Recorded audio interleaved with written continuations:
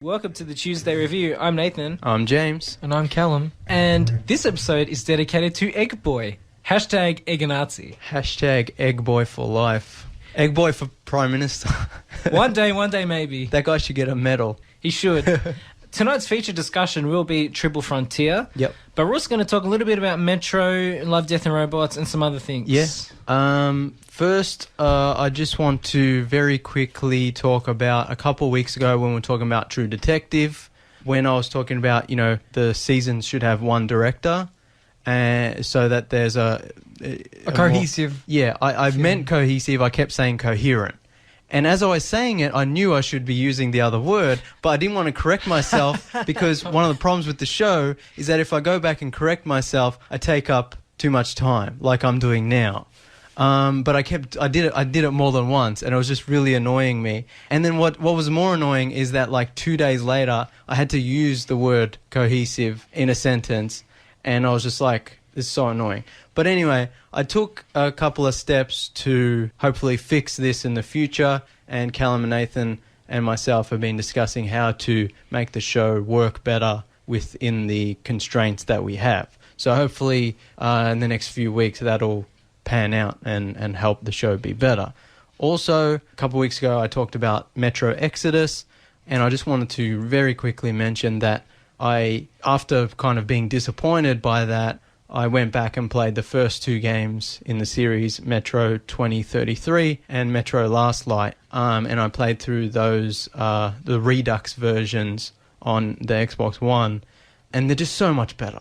So much. It doesn't matter that Exodus is bad. Yeah. We still have the first two games. It's just, I feel like, them trying to make it an open world kind of Far Cry, Fallout thing kind of thing, it just didn't work for the series, man. Yeah. And I think that was a problem, that it's, it's like they just did it because probably... It's the fashion. Probably because the publisher wanted them to. But I just wanted to talk about, how I was talking about the sort of karma honor system and how I didn't like it and its implementation in Exodus. Well, I think it's actually a problem with the first two games as well, even though they're really good and I really like them. The first game also has a similar honor system, but it's not spelled out to you. It's kind of like a secret background honor system. The problem is that the bad ending is actually the better ending, and it's also the canonical ending. That's weird. Now, at the time, they probably didn't know they were going to make a sequel, so there's that. But it's actually the bad ending is the one they take from to make the sequel, and it's Usually the better. It's the other way around. It's the ending that was in the book, and it's the better, just objectively storytelling. It's the better way of telling the story. So yeah, it just kind of ties into my problems with it, where it's like the game's the same. It's just you get two different cutscenes, and in the first game's case, the bad ending is actually the best one. And I'm not sure if this is an unpopular opinion or not, but in my opinion, any game that has multiple endings, I don't like it. It's bullshit. If you're trying to tell a story... Yeah. Well, that's kind of what I was getting rolled up about a couple of weeks ago. Is how I don't mind multiple endings, but if it's literally just a few different cutscenes at the end, that's what I'm opposed to. Because a lot of the time, they're considered the true endings, like the ones you have to work hardest to get. Exactly. And you shouldn't have to play a game, like a lot of RPGs have done this, you shouldn't have to play a game for 200 hours to unlock the true ending. Just just play a game for 200 hours to find out you didn't unlock the true ending. Even exactly, worse. yeah. Because a lot of those really hard to get endings are usually considered the true ending, and it just makes everything else more frustrating. Yeah, and oftentimes they're hidden behind just grinding and collecting, and it's not actually about experiencing everything. Or you make one choice wrong in the game, and that's it. Yeah, and that's what I hate. Also, in Metro Last Light, the system, the good ending... I should say, this doesn't apply to Netflix Choose Your Own Adventures. No, that's different. Actually, no, you can. There's one choice. Wasn't there one choice that if you make it early on, locks out an ending for the rest of the playthroughs? But that's kind of like... I mean... I'm sorry, that's kind of a change of subject. It's semi-related. Yeah, but it took us, 4 hours to do every ending? Not 200 hours. So. Yeah, that's true. And we didn't have to, reload, every time, we didn't have to lose checkpoints or anything. But Yeah, in the Metro Last Light, the second game, which is really, really good, I did everything in my power to get the good ending, because I was like, in contrast to the first game, the good ending in Metro Last Light is the canonical ending and is the better ending. Even though it's literally just two different cutscenes, which is what I don't like, and the bad ending isn't that terrible. So I looked up a guide of like all the things you're supposed to do to make sure, not a walkthrough, just like to make sure I got all the honor points and all the good karma. And it's literally dumb things like finding secrets or walking one direction when you're supposed to walk another. Or, you know, sometimes it's actually doing good things like giving a beggar some money or helping someone who cries out for help. But most of the time it's just like... Yeah, I don't like that. Lock behind collectibles. Yeah, it's like, yeah, and it's kind of like I was going to explore anyway because a part of the game is survival and ammo conservation and stuff like that. So I'm going to explore the world anyway. Like, if I didn't get enough exploration and it gives me the bad ending, it's so dumb. I feel like a game needs to reflect these moral choices in the gameplay throughout the game, and or it has to have multiple strands of narrative, kind of like Choose Your Own Adventure, where it's like if you are playing the bad path, it takes you into an actual different game.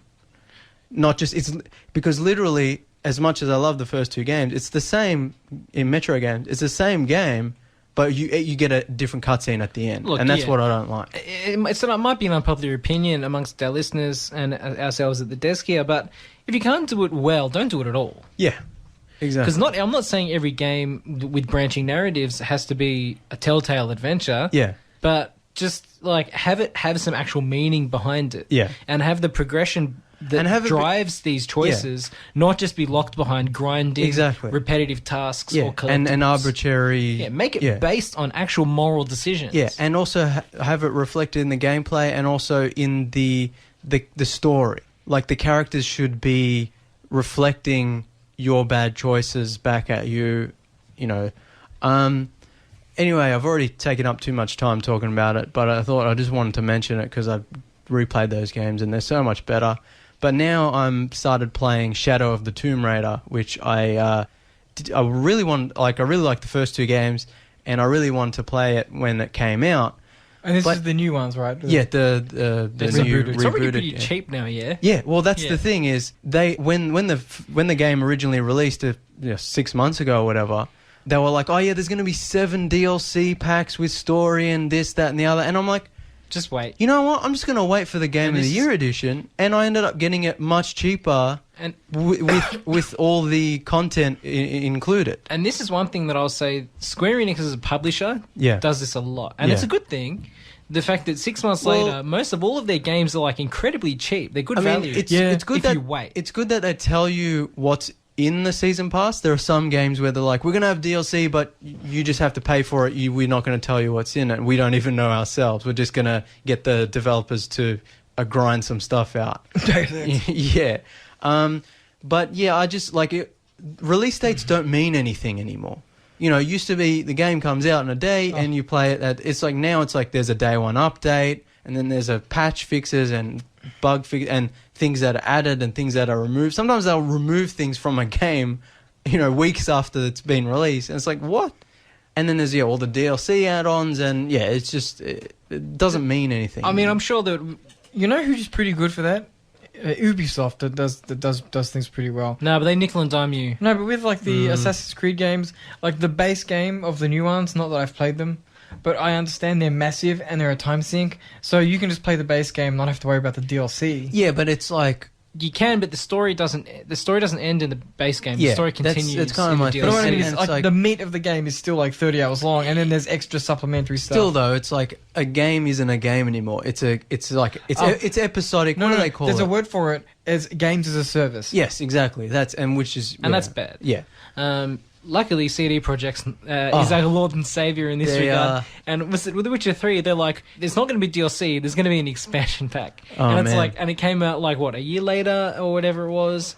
And it was like, it was a full game's length.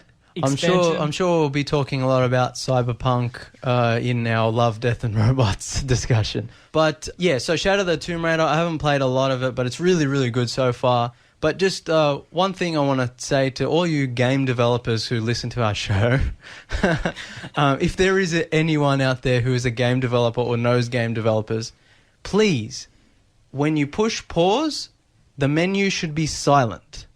Because I hate it when you're playing a game and your phone rings or someone comes in the room to talk to you and you push pause and the pause menu has blaring loud music and gunfire and ambient noise in the background. And I'm like, I push pause because I need the game to stop. So the game hasn't actually stopped. This is an overlay. Yeah. Now, Shadow of the Tomb Raiders, I think it's either got very quiet music or silent, so that's good. But Metro, oh my God, so loud, the pause, the menu screen. So just, yeah, anyone, if you're an indie dev or a AAA developer, when you push pause, please, silence.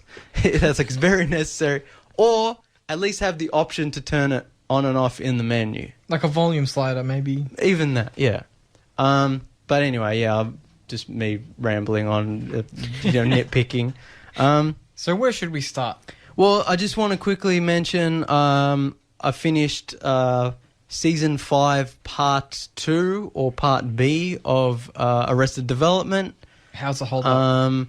So we still haven't seen any. I'm not going to spoil 5. anything. I'm just going to talk about like the weird circumstances surrounding Season 5 because like it's been like a year since I just assumed it was never coming out, man. Yeah, so Season 5 Part 1 came out like a year ago and was released everywhere on Netflix except for Australia, where Fox owns the rights. And for some reason, they just never aired And it. as far as I know, they just never put on Foxtel, never aired it.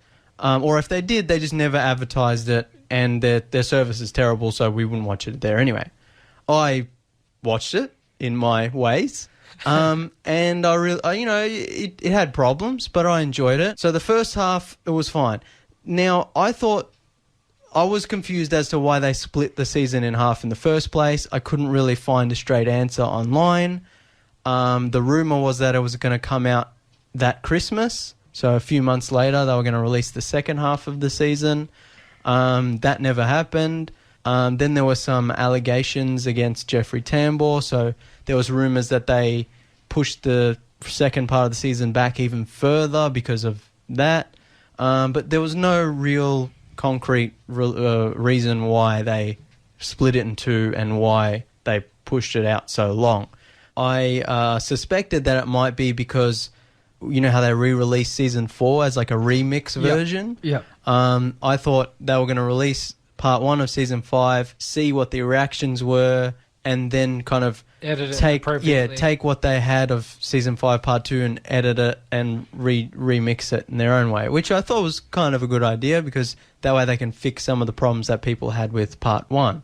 But yeah, keeping it this long was very weird. I'm assuming it was just a strange executive decision. Maybe, yeah. And it kind of it would hurt them though, too. Exactly, because what I want to say is Part 2 of Season 5 is, which I also saw through my means, even though it technically hasn't been released yet. It's been released in Mexico. Yes, it has. I watched it on Cinco de Cuatro. So Season 5 Part 2 is actually, I think, really good. I really enjoyed it. It still has a lot of problems, and you can definitely see the editing a lot. There's a lot of narration. There's a lot of overdubbing. But I think it just worked much better than Part 1. And I thought it was really funny, and there were some really good jokes. And I think separating those two halves of the season, and especially for so long, was a mistake. I feel like Season 5 as a whole would have been much better received if they just released it all. And then edit it later on. Yeah. Even at a fundamental level, we've had the conversation about how piracy works before. When they don't release something, when you just don't make something accessible to the Australian population. But like, for example, as a law-abiding citizen, which I am, if I wanted to watch something, if I wanted to watch this season, I have to wait until the rights that Fox rights expire. Yeah, it's ridiculous. Like, what's that? 10 years? I don't. But know, what I'm talking about is the fact that the creators or Netflix or whoever for some reason decided to take season 5 and split it in half. Oh yeah, my point was just like I can't watch it if I wanted exactly. Which is just stupid. Yeah. So I'd be happy with the unedited, like just like keep like whatever. Yeah. Don't worry about the post editing. Like I just want to watch it. We're talking about the decision they made. The decision to split the season in half and release it a year later. The speculation to see what happens with the reaction to season 1 and then make appropriate actions. Like, I don't care, man. But like, just give me what you've got. Just give me the raw footage. Yeah, but that might have been a creative decision, and that's kind of understandable. But this, having it been this long... Yeah, we're talking about the gap between releasing Part A and Part B. Yeah, and also, I mean, you could speculate that Part B or Part 2 wouldn't have been as good if they didn't have that time to work on it. But then they can do what they did with season 4. Or they could have done that, because now with Netflix they can do pretty much whatever they want. I wouldn't have minded if they just did a dump of the whole show and then a year or even 2 years later have the remix like they did before. Because from what I remember, it's like two different... I mean, they're the same, but two different experiences. It definitely feels different. But yeah, anyway, I think Season 5 Part 2 or Part B, which just came out, I really liked it. It's a good ending to the show if there is no more other seasons, which I don't really think there is, because it's so hard for them just to get the cast back together. But yeah, I would be fine if there wasn't any more. If there is some things they could still do if they wanted to play. There's always more ways the family could upset Michael. Exactly. I think they tied everything up pretty well, but mostly, you know, they another unpopular opinion. I wouldn't be too averse to them recasting most of the characters who are just too big to be on the show. I would rather they write those characters out and then just focus on the actors who actually stay. You know, like, do you reckon there'd be enough? Like maybe, like but would there be enough of a dynamic? Oh, definitely. Like you could make a spin-off show about almost any one of the characters. Yeah, but would there be enough characters to have that sort of... Well, it depends who's available. Again, you could always have the cameo from one of the old major cast members. Exactly, yeah. They don't have to be there the whole time, yeah. And now with Netflix, they don't even have to call it Arrested Development. They could be called, you know... something Bluetooth. Yeah, it's like the Tobias show and have him go off on his own adventure, you know, whatever. But anyway, yeah, I enjoyed the season overall. I think if it ends here, that would be fine. It does have problems, but I think overall it was quite well done, and I laughed a lot. There's a really good joke where they bring up there's always money in the banana stand, and Michael can't figure out where it's from. He's like, where's that from? Someone says that. He's like, where's that? And then like 2 episodes later, he's like, where? He's like, there's always money. Where's that from? He's like, must be a South Park joke. Like it's so like meta. It was just really funny. But anyway, I liked it. It was good. Good. We'll have to find a means to watch it. Yeah, you guys should definitely watch it. All right, moving on. It's got me kind of sad though. Yeah, it's a bit of a downer to know that I can't watch it. I know, like you can watch it. No, I know. We'll find a way. You can. There's always a way. Murdoch can F off. Yeah. All right. F for Fox. On to Love, Death and Robots? No, James Gunn. Oh, that's right. Our boy's back. My boy Jimmy G. So good. What a gun, right? James Gunn, writer and director of Guardians of the Galaxy 1 and 2, was fired by Disney for some 10-year-old tweets that no one cared about and was pretty much just a dumb waste of time. And apparently Marvel didn't want to fire him, but Disney was they didn't want to harm the brand. Some of the cast were very upset as well, and they were like, "Oh, I don't want anything to do with the movie unless." Yeah, James Gunn Dave Bautista was like, "I owe my career to James Gunn for casting me as Drax," so he's like, "I'm standing by James Gunn and not interested." And they even tried to get Taika Waititi, and that was just a rumor. I think he was just a rumor, and he was like, "Nah." He was smart to do that, probably. I think if he did make the movie, it would have been fine. It probably would have been... Oh, he would have been perfect for it. He's like the best replacement for James Gunn. Leave James Gunn alone, please. But yeah, like... What do you think made it happen? Did they start getting nervous when DC was circling the waters a little bit? I think I think after the backlash against them for firing him over nothing, they probably regretted it immediately. But they knew they had to wait a while, so they had their pride exactly. intact. They didn't want to backpedal, and there was probably enough internal problems as well, because I heard that Marvel and Kevin Feige didn't want to fire him, and so they probably weren't happy either. The cast weren't happy.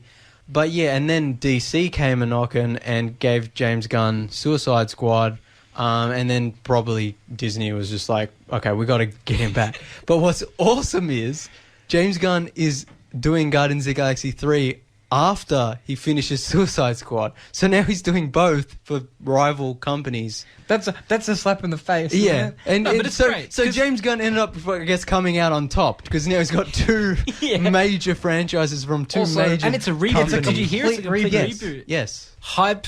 So it's confirmed to be a complete reboot. Hype. So good. I mean, we'll wait and see. Well, look, it's a DC movie after all. Yeah, exactly. They don't have a good track record. Yeah. It's probably not going to be anywhere close to Shazam's quality, but we'll see what happens. Don't overhype it, man. You're going to get disappointed.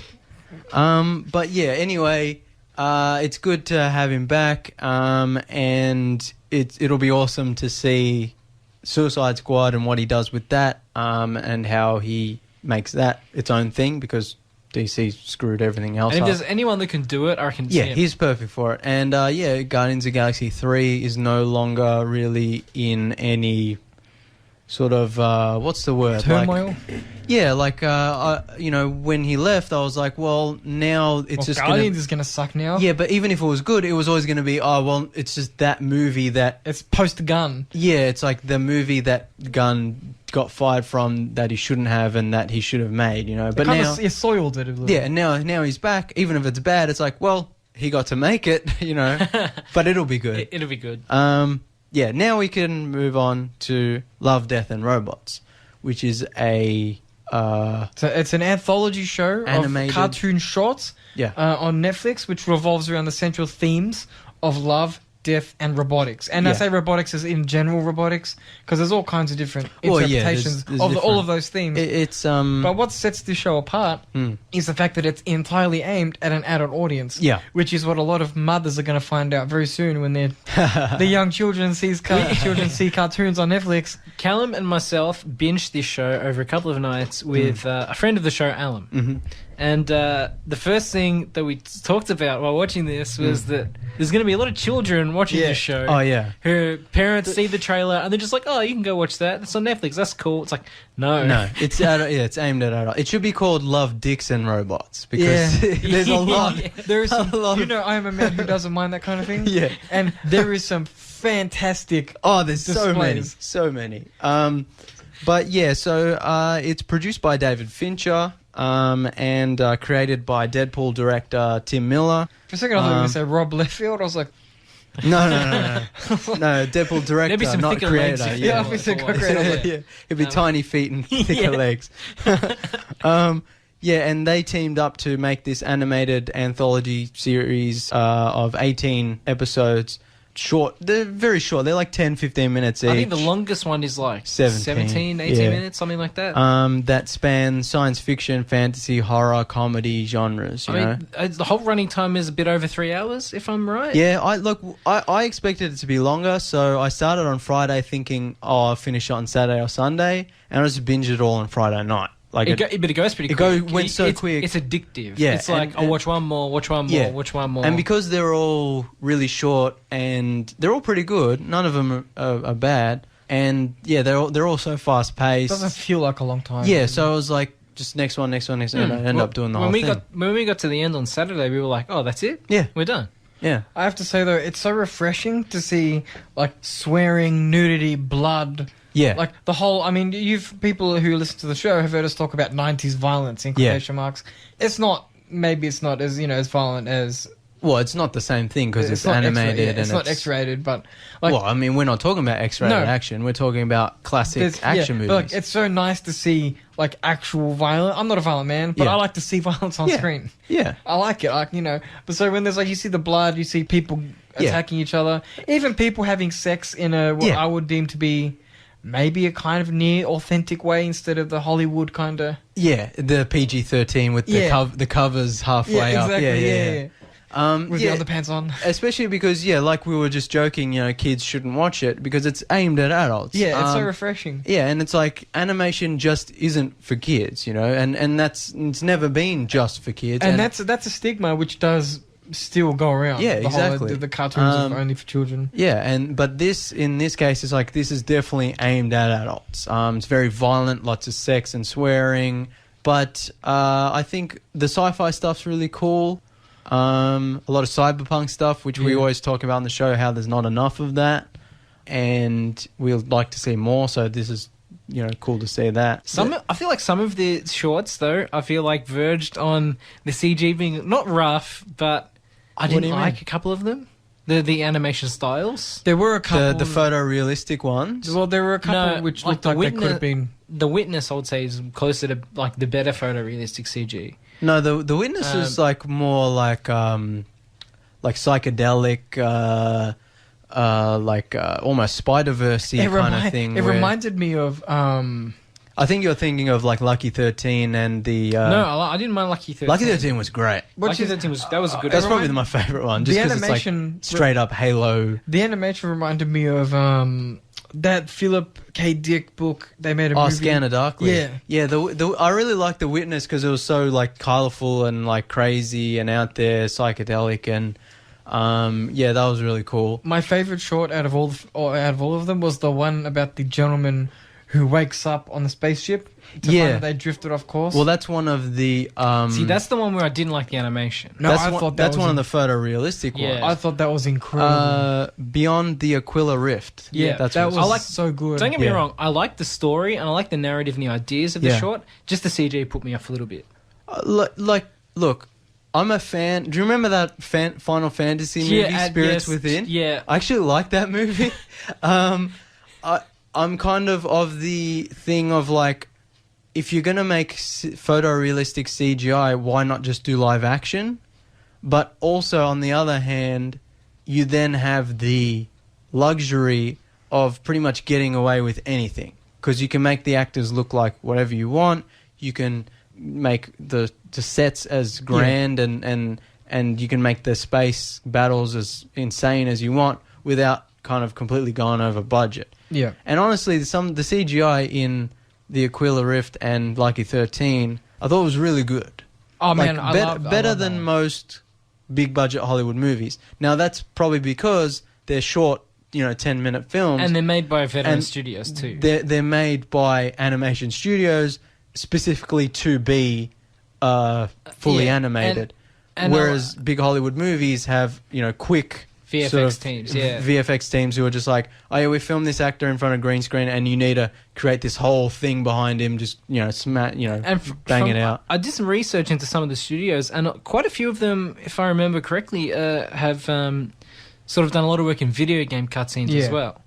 Which, that makes sense. Which because it's a fully 3D environment. Yeah, so they have more. So they have more experience in making whole scenes rather than just like the last segment, the Secret War. With the Russian guys fighting. That was very video gamey. I was like, is this a video game? Why have I never heard of this? Especially after playing Metro, which is all Russian. Yeah. I'm like, is this like a Metro prequel? What is this? I liked alternate histories as well. I thought that was pretty cool. That was funny. The Hitler one. Yeah, the Hitler one. That was a funny one. I think that if they did make another season, I feel like I don't want sequels to any of these. Yeah. But I think they can sort of like, for instance, alternate histories, they could do a different one, with a different figure, or even keep it Hitler at a different time. Well, I like at the very end of the segment, they're like, Abraham Lincoln, press to continue. Shoots first. Yeah. Like that's something that I feel like they could continue with. Yeah. And maybe the three robots, but I don't particularly want to see sequels to these stories. Well, we were talking before the show about how a lot of these, especially Lucky 13, you could develop into full movies, but in doing so, you run the risk of like padding things out and stretching things. And the good thing about all these shorts is that they're so short that they kind of get what they need to. Yeah, I mean, short stories are only supposed to give you a taste. Yeah. And sometimes it's, disappointing when you're reading a short story and you get to the end, you're like, is that it? Like, I want more. I need this world expanded. But yeah, in doing so, you kind of you run the risk of getting rid of what's special about that kernel of the story. You know what I mean? Oh yeah. But yeah, I think I like the Shapeshifters. The werewolf. That was good. Short. That was cool. I thought that could definitely be a movie. The military one? Yeah. Yeah. I think that could definitely be a movie as well, because I feel like budget-wise it could be manageable for a live-action shoot, because most of it's like Iraq War kind of stuff. I mean, you also don't need like that much. I mean, you have to have the base for the military base, but then apart from that, you can just have like outdoors wilderness locations. Wilderness sets. Exactly. A lot of like, ABC. Light prosthetics. Yeah, but I'm saying like a lot of like CBS, NBC, ABC TV shows have scenes set in Iraq where they probably just filmed it in California. Yeah, and you're in the deserts. Yeah. Oh, Arizona, man. Like, yeah, exactly. So yeah, I feel like they could definitely turn that into a live action. But yeah, the werewolves would probably be the hardest part to get right if they expanded that into a live action. I reckon overall, it's definitely in my top 5. I reckon Suits was one of my favourites. Which one was that one? That's the one where they're on the the farm with the mech suits. Yeah, that was I cool. didn't really like that one. I liked it a lot. I that's think probably my. I'd have to go through. I like the list. animation and the mechs, but yeah, I think this kind of story of it was a little kind weak. Yeah, I liked it. I do like the fact that that other guy named his suit the guy who comes in to save the day at the end. Yeah. I really like the art style of the Sucker of Souls one, the one Callum was talking about with Dracula. Yeah. I like the art very style. Like almost Samurai Jack-ish. I feel like there wasn't enough 2D animation. Yeah, I feel there was that a way. couple. I think what were they? There's Sucker of Souls and the one in China about the cyberpunk. Yeah, I'm trying to look up the name. Not cyberpunk. Good Hunting. The Good Hunting. the steampunk. Yeah, that was also in my top 5. I reckon the animation was beautiful. Yeah. That one went in a direction I was not expecting. Yeah, At the start, it's like, what am I watching? A Chinese mythological tale, and it's like 20 years later, cyberpunk. Complete steampunk.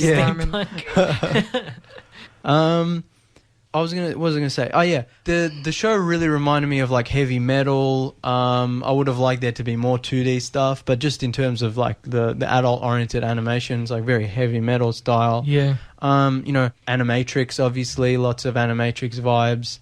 But yeah, it just kind of it made me hopeful for, especially with Netflix, for more future things like this. It could only come out on a streaming service. Yeah. There's no way. I mean, maybe HBO.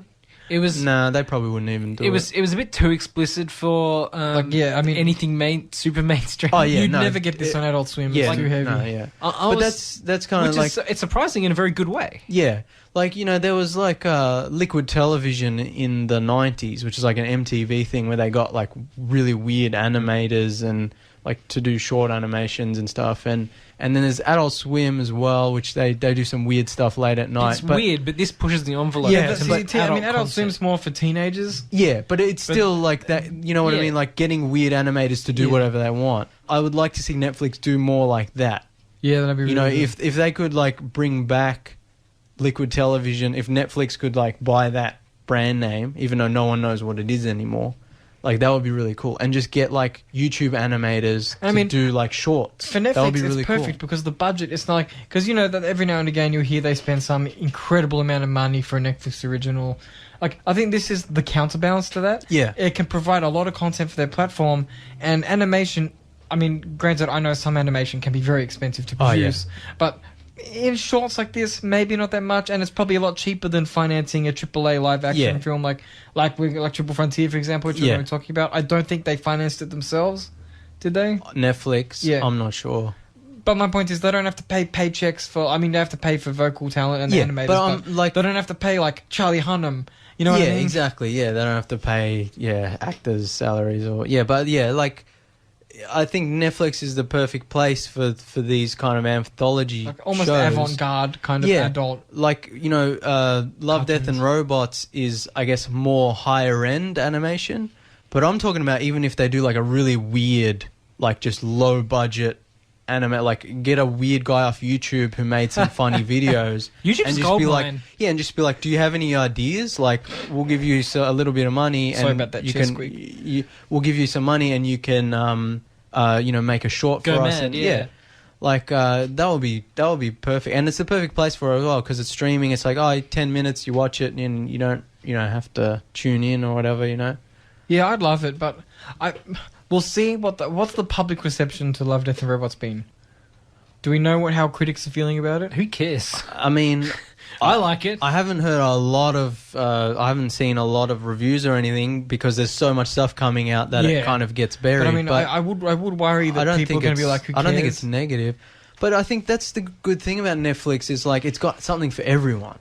Yeah, so if they can do their AAA movies and do their really big end TV shows, but also do this weird little stuff, that would be cool. And exactly, and the thing is, they have their own internal metrics. They know that at least 2 accounts in this room binged the whole season over a couple of days or one night. But I mean, they have their obviously money-making team and their financial team and their analytics team. But I think there's also a creative head who he kind of sometimes gets to go, look, I know this probably won't make money, but I think we should do this. And also, I feel like, we should counterbalance that with saying sometimes they do make terrible decisions. Oh, yeah. Like, they wouldn't give Kevin Smith any money. So they're not perfect, but... as I was saying, though, also there's an aspect of Love, Death and Robots being made to keep David Fincher happy. Yeah, I mean, if he didn't attach his name to it, and if Tim Miller didn't have Deadpool as such a big success, like, would we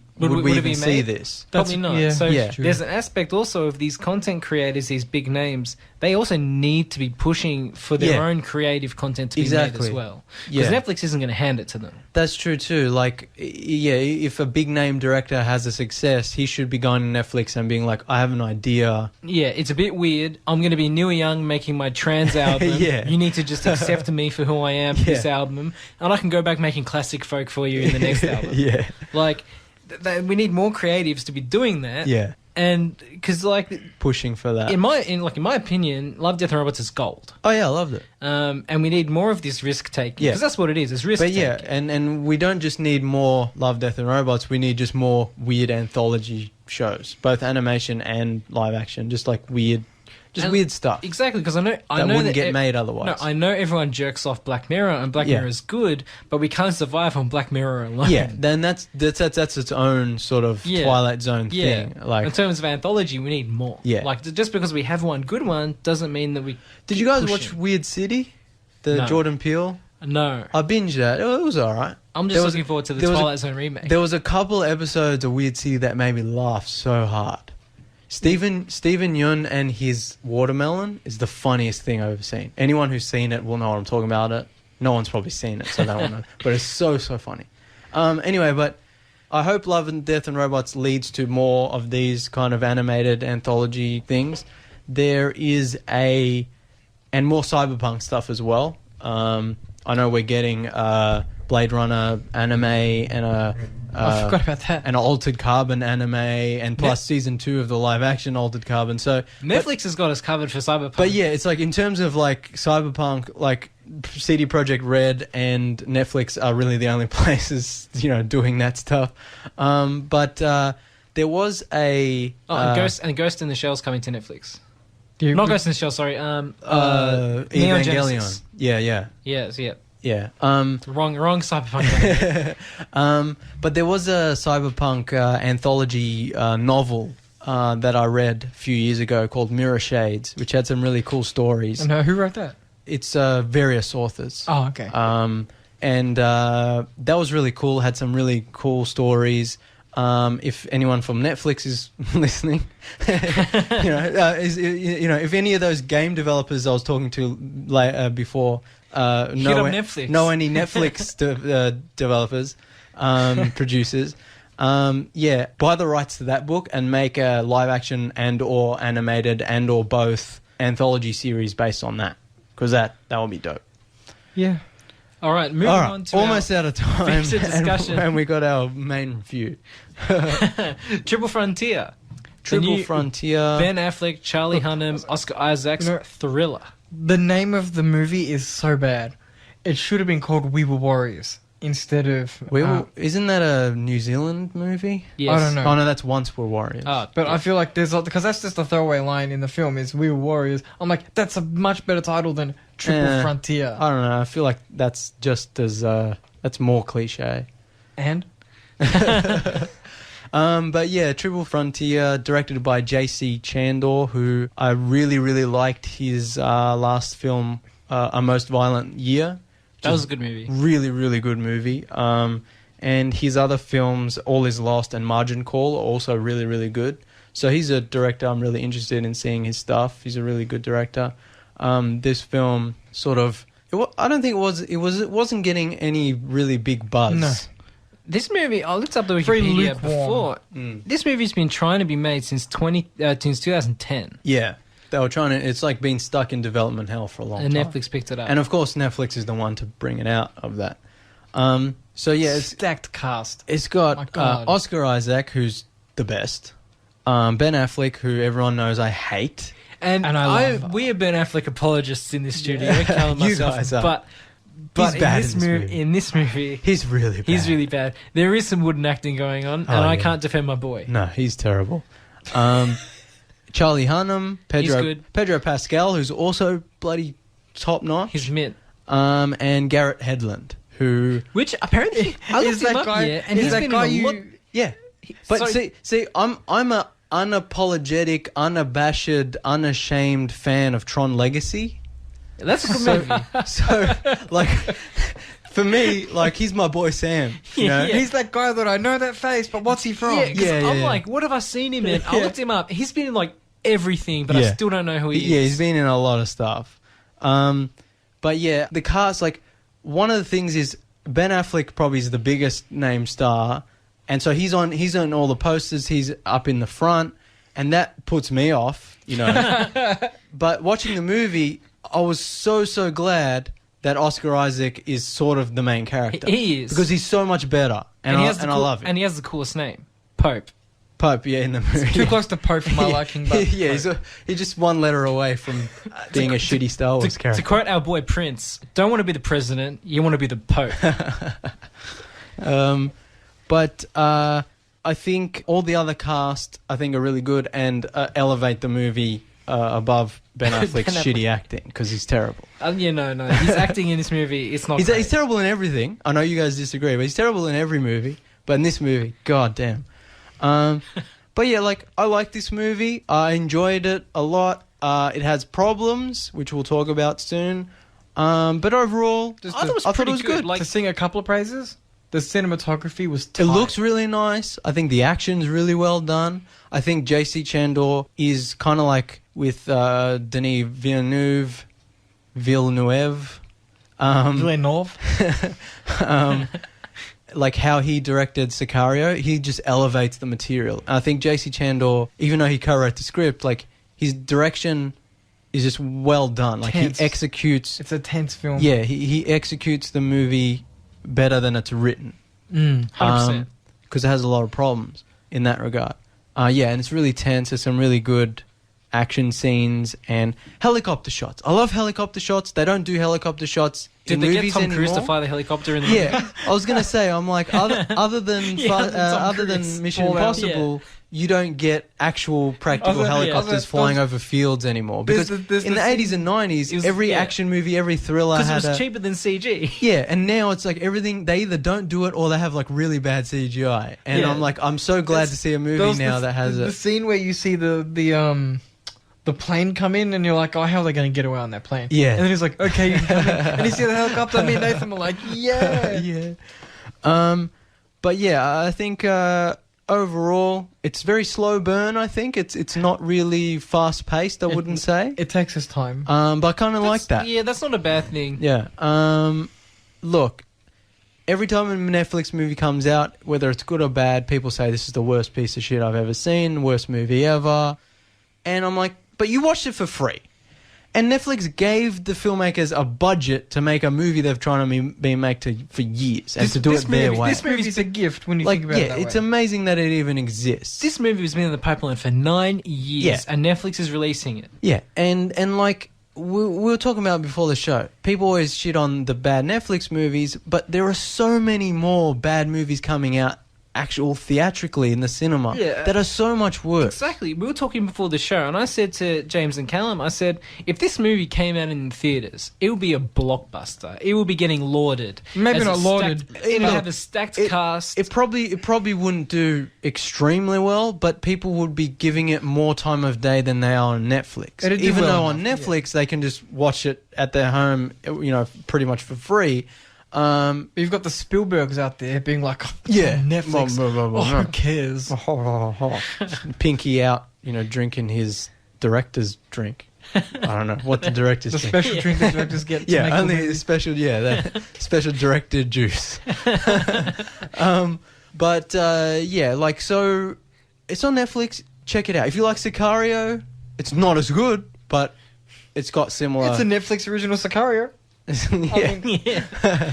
it's got those vibes. Yeah, it's action thriller, South American sort of action thriller. Yeah, like drug cartel. Yeah. If you like that stuff, I really liked it. I thought it was pretty good. Obviously, it has some problems, and Ben Affleck I can't defend for this movie. No. But Oscar Isaac carries it. He carries Ben's weight on his shoulders. Oh man, he's so good. He's so good, and like this, Charlie Hunnam was good in this. Yeah. And he's done some stinkers in his time. Oh yeah, he's hit or miss sometimes. I would consider him a big name actor, but he is now. Yeah, he's now. He did King Arthur and everything else. I think was he in did Robin quite Hood as well. No, that was Taron Egerton. Oh my bad. You're racist against white people. All these, they all look the same. To be fair, these terrible medieval reboots are roll into one. Yeah, one thing I did like about this movie is Garrett Hedlund and Charlie Hunnam play brothers. And I'm like, because they're just like the same white dude. Yeah, like blonde, almost like blonde white hair. They're fine. Look, we only have a short time left, so we'll go into full spoilers now. This is a major spoiler warning for the new Netflix action thriller Triple Frontier. And because this is on Netflix, you can pause it. Pause the show, if you're listening to a podcast, watch it, and then press the play button. Exactly. Yeah. So it's like you don't have to go out to the cinema. You literally can stay... on your computer or wherever you're listening. And when you pause it, there's no glaring music. Ah. See? It's simple. Yeah, when you pause a movie, it doesn't keep playing the background sound. How annoying would that be? Yeah. I think we're watching this movie, and there's a certain point in the movie where Ben Affleck gets shot in the head. Yes! And we both laughed. We laughed. I said, James is going to love this movie Thank God. I loved it. Because, Ben Affleck gets what he deserves. Look, I like this movie, but if he was recast with another actor, it would have just elevated it so much more. Yeah, an actor that, objectively in this movie, he doesn't care. It's a paycheck. Look, and that's disappointing. Yeah. Thematically, this movie is about greed, I reckon. See, I think that's a problem with the movie is it doesn't strongly enough explore that theme. Yeah, and I think that I want to see the cut. So the big problem in this film can be boiled down to one part of the movie in which Ben Affleck decides to load more money into some bags. Yeah. And I want to see a different version where, I wanted half the movie to be set in South America, and then the other half be, the South American cartel try to chase them down in the States. That's what I thought the movie was going to be, which I think is something I've seen in other movies before. And so on one hand, I was kind of glad they didn't do that. But on the other hand, I was like, that would have worked better for this movie. That probably would have given them more chance to explore the characters back at home with their families. And I think that's a major problem I have with this movie, is they don't explore the characters' backgrounds and motivations enough to justify their kind of sloppy decision-making later in the film. Especially Ben Affleck's character, who at the start of the film, he's having money troubles and he's divorced, and that's pretty much all you get. And his character's supposed to be the thinker. Exactly, and they make a point to say he's the guy with the plan. And then later the plan goes to shit and he starts making bad decisions and he starts killing people he shouldn't. And I feel like they needed to do more development with his character where he's more desperate. He's having more problems with money, he's having more problems with his wife, just more scenes of that. We fix a lot of movies on this show. Yes. And we're going to do it again tonight. Exactly. The best idea of this movie is that, I think as Callum said, the first half is set in South America, and we see them do the heist in the first 20 minutes. Yeah. Half an hour, up to an hour, and then the rest of the movie is the consequence. Or alternatively, I thought one thing would have been cool is when he promises the girl that he's going to steal the money and get her brother out of jail. And then they do the heist, and then it cuts, and her brother's out of jail. And like, it's not really explained. I'm assuming he made a phone call because he's the advisor to the to the South American police. Heist be involved? Yeah, so I was like, what if they do the heist and get all the money, and then on the same day, literally drive with the money to the cop shop, and it's break South the America. They can just bribe them. It's South America. All man. that. All the cops are on payroll. They could have just had a scene where they bribed. Yeah, take a million. You take a money. million. You take a million. That would have been a tense scene where they drive up with the van full of money, and the cops are all like, get down on the ground, and they're like, he pulls out a stack of notes and then they're like, okay, and it's like, are they going to see the van? But that adds to the Sakari element because you're not sure if the police are working for the cartel or not. They needed more of that in the movie. Also, alternatively, what happens in the movies after they do the heist and they're trying to get away in the helicopter and they crash, then I thought, oh, this is interesting. It's going to be like a survival movie, But it doesn't really do that. It's a little bit of it, but not really. Like, I thought it was going to be like really harsh conditions and they were going to get killed off one by one, but they don't really do that either. Then they do okay, yeah. I thought they were going to do like a Treasure of Sierra Madre thing where it's like they all get consumed with greed and they kill each other for the money. So that's what I thought was going to happen. In the mountains. And I'm like, because it starts to get a little bit tense between the brothers. But then they kind of work it out. Yeah. I'm like, they're going to start killing each other when they're sleeping, like to take their share of the money. But they don't really do that either. So I think the problem with the movie, even though I enjoyed it, is they don't really go far enough in any direction that it should go in. And the whole, the movies are being about greedy, and they should explore that more to justify the character's bad decision-making later in the film. Also, like Pedro Pascal's character, like he rocks up just at the start of the movie and they're like, yeah, and he's like, oh, I got busted with cocaine, and they're like, oh, you need work. He's like, yeah, and then that's it. They never talk about it again. Never talk. And I'm like, no, they really need to show his backstory about how he's got a drug addiction and his girlfriend's left him and his dad beats him and his dog died and he's in trouble with the cops and he's into some gangsters for a lot of money, and that's why later in the film when he makes bad decisions, like, it makes more sense. And also, they could have played up his cocaine problem. Exactly. When they land in a because field they literally, in this movie where they're growing coke. They literally are stealing money from a drug cartel, and the guy with the drug addiction is there, but there's no, like, mention of his psychological... There should have been a really good scene where he goes into, like, a factory building... Oh, and they're all making coke and in they're the making factory. coke, because they're at a plantation. Yeah. So there should have been some gangsters, and he sneaks in, and he just takes a little bit of coke. Oh, man. And then they fight about it later when someone finds him doing coke. Yeah, that would have been much better. The movie... Yeah, it just needed more tension. More cocaine. More cocaine, yeah. More character building. Yeah, more character building and more explanation. Like, there was one bit where Pedro Pascal, like, the heist goes to shit and they kill all the guards, and then Pedro Pascal had tied up 2 guards previously who he didn't kill, and he goes back and he executes them. And I'm like, oh, his character's taking a dark turn. And he feels bad about it later, but they don't really explore that. I thought later he was going to go full psycho, Same with Ben Affleck's character. Like, he starts killing villagers, and they're all, all the rest of the crew is kind of getting on his case about it, and he's kind of like being cagey about it. But then they don't really explore that. To be fair, I'm pretty sure some guy tried to attack him with a No, plane. true. But I'm like, they could have explored that more. Like, these guys are going into a really dark... a dark place. Yeah, and they really start to get more violent, and the movie could have got more progressively more violent. And the start of the movie even sort of hints at that, where Charlie Hunnam's character is talking about the effects that war has on you. Yeah, that's what I thought it was going to be about. Yeah, I thought it was going to be like PTSD they're sort of these soldiers with They issues. never mentioned that either. Yeah. Charlie Hunnam, who talks about how... He killed a guy in the grocery store. Yeah, he came back from the war and was having all these violent outbursts, and it's like... He's the coolest guy in the movie. Like, he never has an outburst. And I'm like, I thought he was going to explode, The movie needed more of that. Also, at the end of the movie, they get away with $5 million. It's still a lot. Out of $250 million.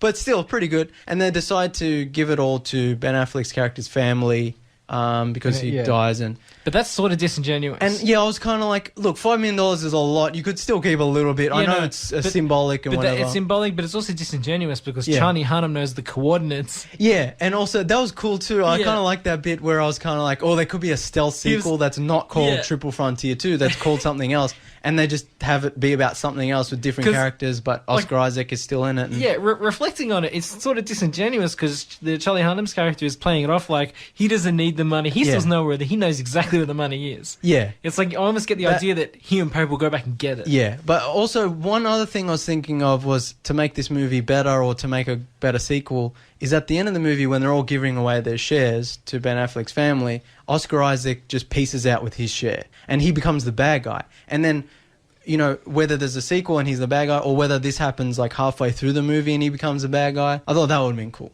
Yeah. They did take it's not like a safe route, but they took the easy way. It's like the kind of... They're all honourable.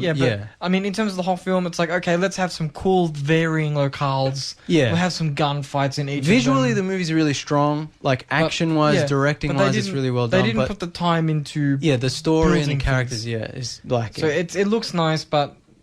Yeah. The majority of the creative energy went into finding nice places to shoot. Yeah. Yeah, but like I enjoyed watching it. Yeah, I had a good time watching it. But I'm a sucker for Netflix, so like. Yeah, but like I was just sitting on my couch having a nice time. I think Netflix is there's a stigma over Netflix.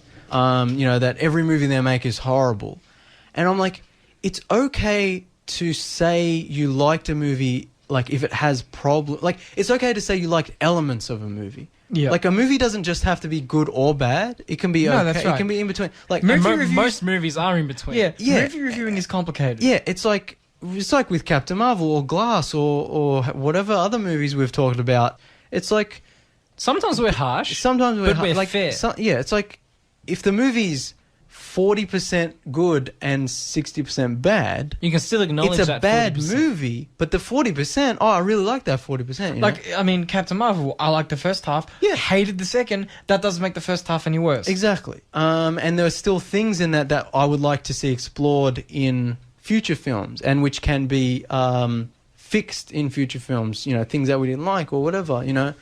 So, yeah, like, I don't understand why everyone sees a Netflix movie and is like, this is a piece of shit, this is the worst movie ever made. I'm like, but what? It had a couple good bits in it. It's all political. No, I don't know. Most of it's political, James. Yeah. Look, we're way out of time. Thanks for listening, everyone. Check out Triple Frontier if you like action thrillers. And if you hate Ben Affleck and want to reinforce your opinion that he's a bad actor, also watch it. If you love Oscar Isaac... He's good. He's good in this movie. And Pedro Pascal's also good in this movie. And Charlie Hunnam's alright. As much as I hate what they're doing to Star Wars, I'm excited to see him as the Mandalorian. Even though it's going to suck. Like, he's really good. Yeah. Okay, everybody. Like and share the Tuesday Review Facebook page. Follow us on Twitter at Tuesday Review AU. And rate, review, and subscribe us on iTunes. You can find all of our previous episodes on your favourite podcasting apps. That's all for tonight. Adios, cousins.